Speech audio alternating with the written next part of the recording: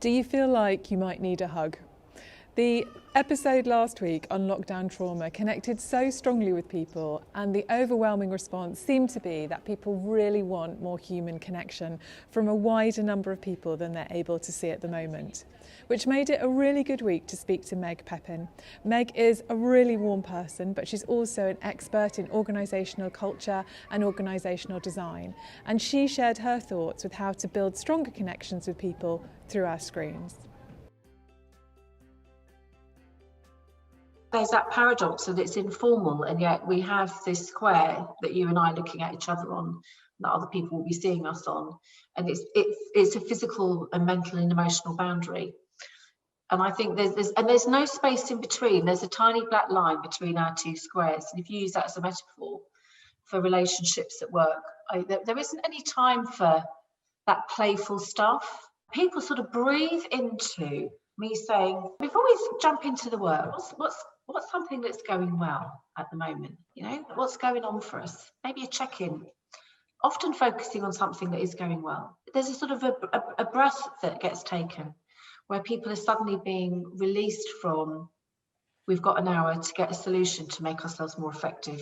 So what I'm saying is, we've got an hour just to be here and generate some thinking. Let's see what happens.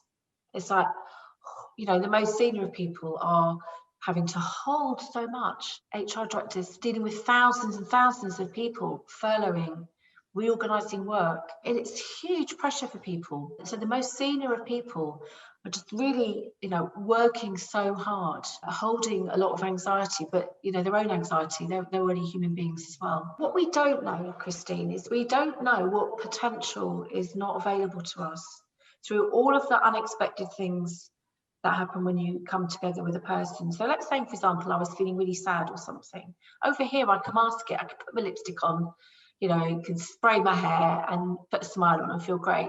But if we're together, you might say, oh, I saw Meg looking a bit sad, or a bit. You might say, you okay? And I might say, yeah, I'm fine. Or I might say, oh, I'm not fine. We don't know any of that stuff, and you can play that into so many different scenarios. We've got this boundary around us, so we can control what's in it, we can control what people see, and I don't think that's all bad. I mean, my life is my life, your life is yours.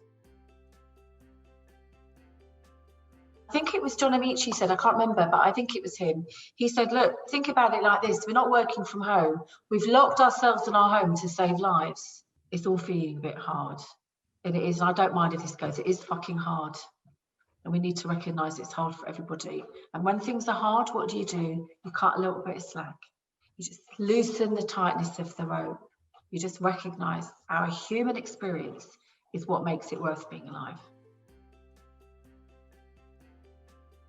I can't hug you, so I'm amplifying it.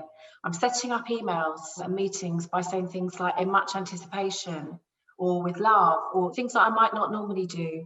And I think bringing that warmth, you know, maybe something seeps through the border around us that helps people to feel safe to be just whoever they want to be in that space, to relax a bit more. And then I think you get much more creativity, and you know, problem solving becomes a bit more solution focused.